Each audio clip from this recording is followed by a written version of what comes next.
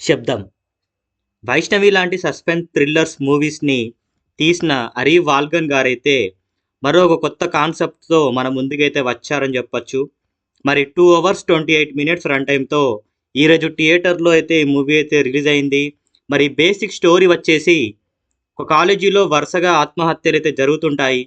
మరి అదే కాలేజీలో చదువుతున్న శృతి అనే స్టూడెంట్ సడన్గా కనిపించకపోవడంతో ఈ మూవీ అయితే స్టార్ట్ అవుతుంది.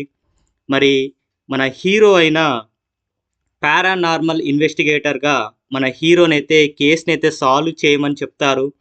మరి చివరికి మన హీరో ఈ కేసు సాల్వ్ చేశాడా లేదా అనేదే రిమైనింగ్ స్టోరీ.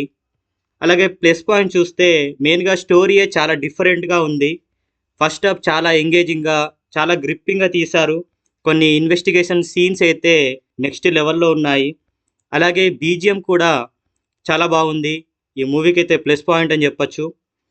ఆది గారైతే తన పర్ఫార్మెన్స్తో మూవీని నెక్స్ట్ లెవెల్లో తీశారు. వన్ మ్యాన్ షో అని చెప్పొచ్చు ఈ మూవీకి.